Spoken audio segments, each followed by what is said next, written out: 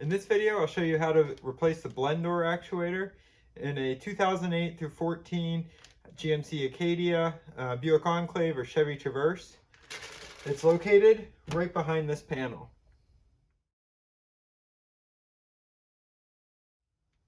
If you're having heating and cooling problems with just the rear portion of your vehicle, it's probably related to just the rear controls. There are a lot of different things that could go wrong, but a common thing is for one of the blend door actuators to go. There's actually two of these parts. One operates the mode selection, which is whether the air blows out from the top, the feet, or a blend of the two. The other is for the temperature selection, and that controls whether you're blowing hot, cold, or a blend of the two for the air temperature. Mine is only blowing hot air no matter what I do with the switch, and I'll show you another way to quickly diagnose by cycling the switch and listening for a sound coming from the blend door actuator. This is what it sounds like when you change one of the blend door actuators.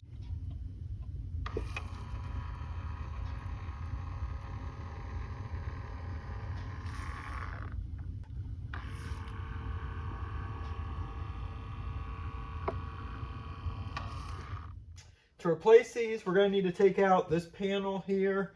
I think we'll probably need to take out this little cargo cover and this seat here as well to get access to work on all of this. It's not a really difficult job, but it is kind of time consuming. The part itself isn't real expensive, so you can easily afford to replace it, but it will take a little bit of time.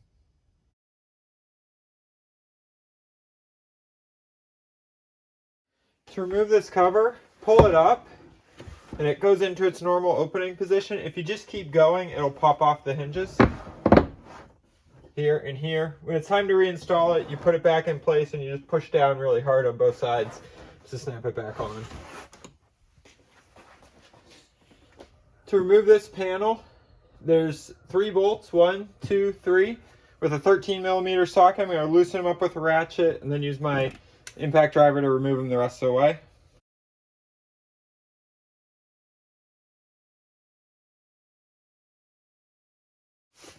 If you've got kids like I do, now is where you discover all the toys and other bits of snacks and everything else that they've dropped through the seats through the years. So I'll take a few minutes to clean that up.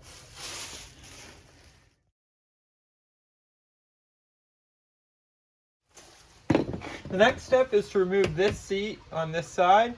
It's held in here and here with 2 18mm bolts.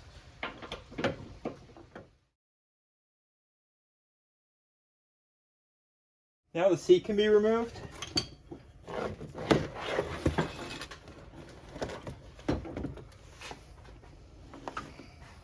Next step is to take this section out here. It just has some snaps on each side, so reach around in the back and kind of pull up on it. It'll pop it out. When it's time to reinstall it, lay it in position, smack it on both sides, it'll drop back in. You can see that this panel's coming loose, but the next thing that's blocking it is a seat belt. This is a T50 Torx head bolt. It's in there pretty tight, so I'm going to start with a breaker bar to get it loose and then use the ratchet to take it out the rest of the way.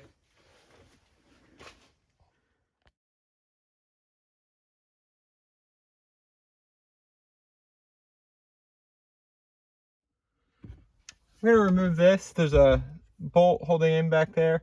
This twists about 45 degrees clockwise and then pulls out. I'm just going to use a screwdriver wedged in there to get it to turn.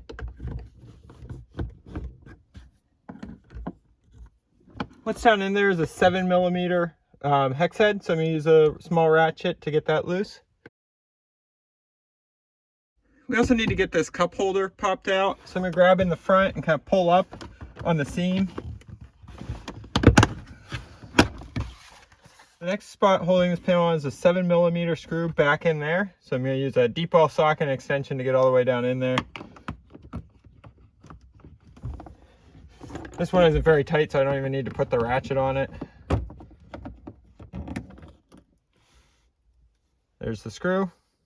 If you pull back on the back of the panel where it meets this gray, you can actually see there's some clips back in there, right about there. I'm just gonna go ahead and pop these two panels apart.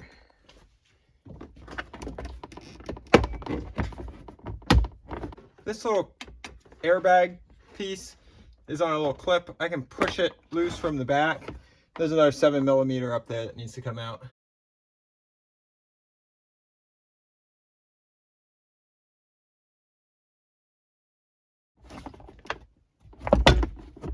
If you push the panel forward, it'll slide off the next clip. And there's a clip through the end here. It'll also pop out. Let you take this panel off. Now you can see this side panel will move free, and we can get in behind it to access the blend doors. All right, I now have access to the control center for the heaters. This is the blower here. If you'd ever need to replace that, you could replace it. This is the seatbelt strap just above the view here. There's two 8mm screws. One is up here. Let me adjust the angle a little bit. One is here, and the other one is back in here. I'm going to go ahead and remove those because the blend door actuators are behind this blower fan.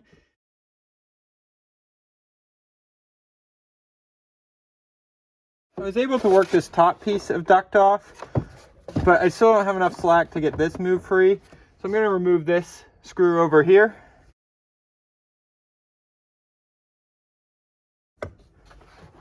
See if that's enough. All right, so that duct's free. So I'm going to try and just do the work behind it without removing it. So I'll show you what I'm going to do. I'm not sure how much of it you'll actually be able to see me doing in the video because I don't have enough hands to do the work and hold the phone. But I'll show you what I'm going to do.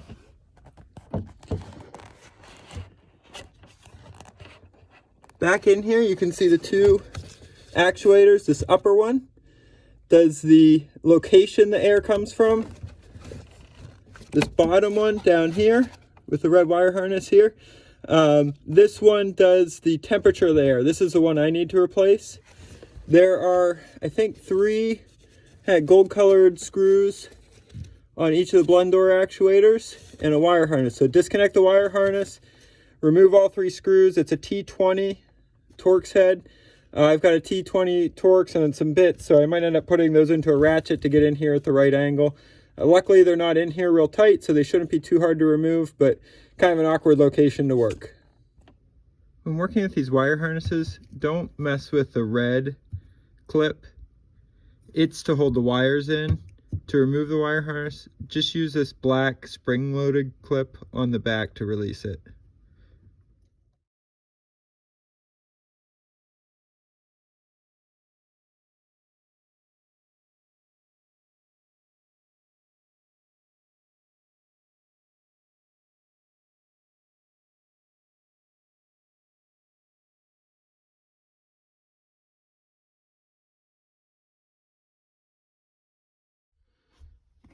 These are the two actuators. This is the old dusty one. This is the new one.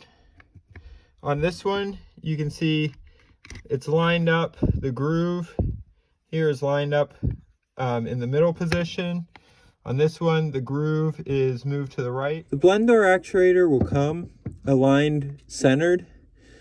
It's important that when you install these, you adjust the damper or the blower so that it matches with this when it's centered.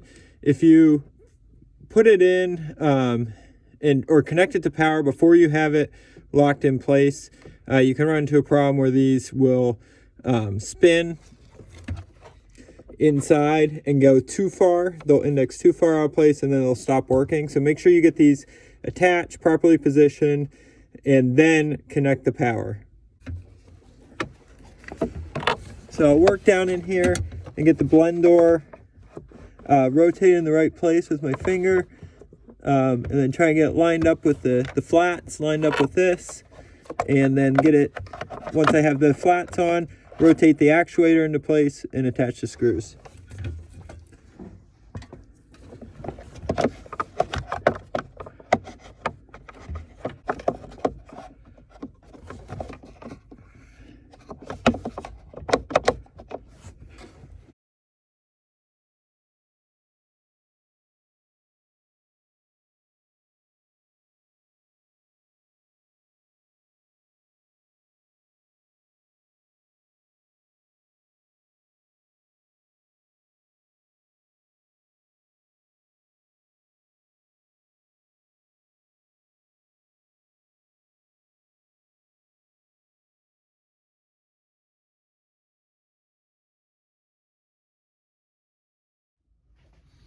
I ran into a snag with this process. I put the new actuators in, and it kept still turning it to hot all the way every time. So I need to do some troubleshooting. I did open up the old actuator. You can see it's cracked right here. So it did break the gear in here, which allows it to slip in there. So the actuator definitely is bad, but even with a new actuator, it kept going to hot. What I noticed then was that even after it went all the way to hot with the new actuator, and it didn't matter where in the position you started or anything, it kept cranking every 15 seconds or 10 seconds or so further hot, and kept trying to drive hotter and hotter even though it was against the stops. So what I think happened is I had a bad control unit that was signaling to go to hot all the time. That repeated forcing against the stops finally cracked this sprocket. So I have replaced the control unit. I'll put a link at the top of this video to show you how I did that if you have the same problem. Hopefully yours is just a door actuator, but wanted to add that in case anyone else has trouble with this. So some of the other troubleshooting I did to diagnose the problem, I put the actuator in place, disconnected the wire harness that drives the temperature, and reconnected, then I connected with the actuator in the temperature control spot, connected the location wire harness, the one that controls whether it comes out at the head or the feet. And when I did that, using the location controls, I could then cycle from hot to cold. So I knew it wasn't a problem with the blend mechanism. What it was with the actuator being broken, and then the control system for the actuator. So hopefully you don't run into that problem, but just in case you do, that's how I diagnosed it. Took me quite a while. Hopefully I'll save you some time if you have that issue. All right, I'm going to show you what I'm looking at here to see if everything's actuating. This is the fan unit. If you come over and look through here where I detached this duct, you can see one blend door actuator here. It's over in one position, but it can be, I'll do it from the back, rotated. When it's in this position, it's going to blow out to the feet. When it's in this position, it's going to blow out towards people's heads. When it's in that position, you can see the other blend door actuator down in. You can see the little bit of the radiator there as well. So that door is going to move side to side. It's in the neutral position now, so warm and cold. So what I want to do is make sure when I turn on the car and use the controls that it does move this to both positions. One position will fully cover that radiator. The other position will move it so that radiator is fully exposed.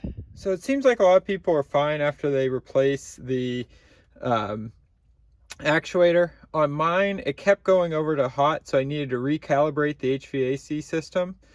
I tried a number of different things. There's a number of different tips on the internet. Here's what worked for me. I set everything to neutral on the temperature and the mode. And then what I did was I disconnected the battery. That is beneath the second row seat in the passenger. Mine is already twisted. You may need to twist this. You can pull back the rug.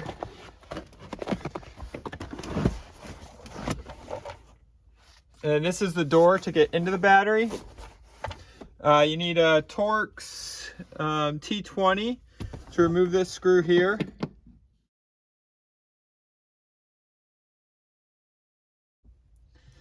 And the battery is down in behind this door. So you can see the positive terminal here. This comes off, and it's a 10 millimeter wrench to loosen up this bolt.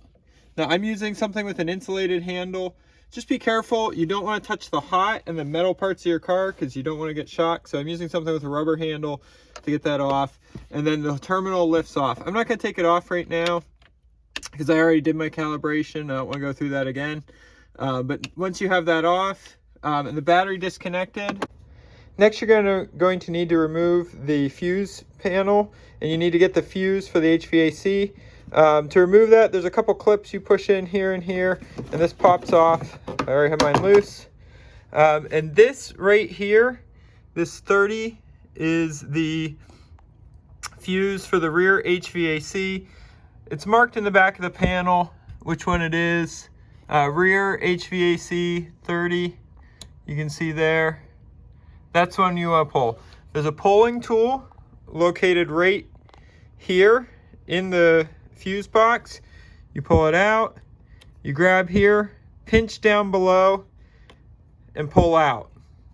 I'm going to leave mine in because I've already got mine calibrated. The next thing I needed to do to calibrate, with the battery reconnected and the fuse still out, I turned the car on into accessory mode. That's the second click of the key, so that the HVAC system will turn on.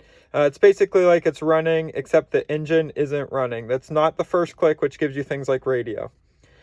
To do the calibration process, what I did, starting with everything in neutral here, I went back over, put the fuse back in. For the rear HVAC AC, I came over here and I turned everything from the middle over to feet.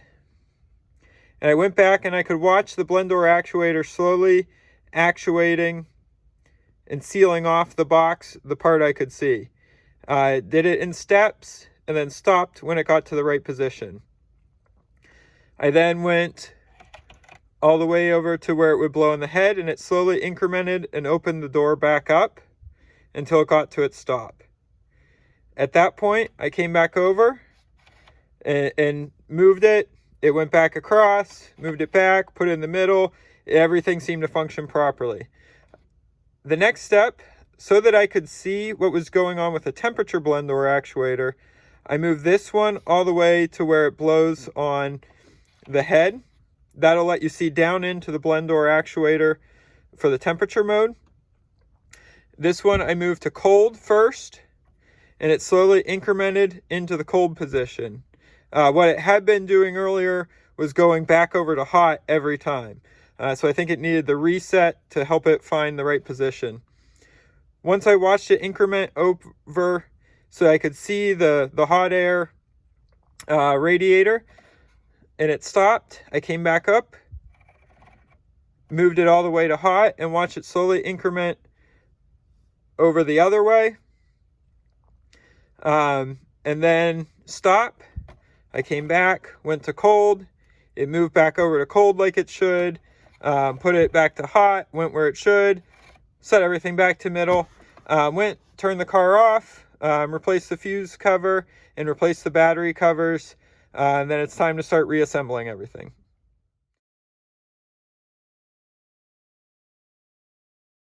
Hopefully this helps you if you need to do this procedure. It seems like a lot of people get away without doing it. Took me a lot of time to figure out how to do this, a lot of troubleshooting. Hopefully I can save you some time. Now that I've got everything in and functioning, I'm going to go ahead and start reassembling.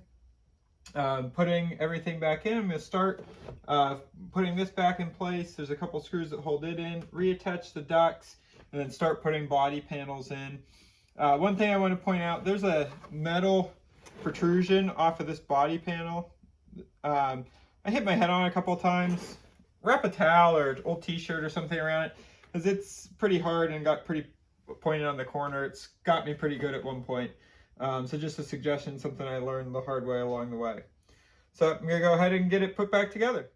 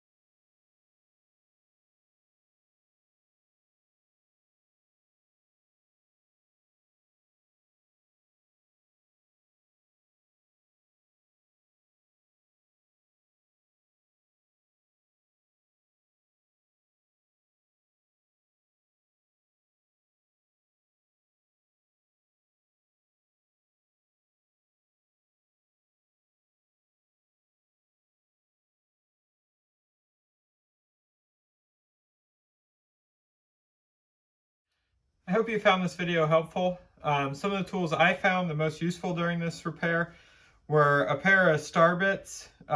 They come in different manufacturers.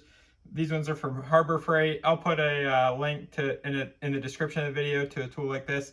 But this T20 extension was really essential to get behind the actuators to loosen the screws and tighten them back in.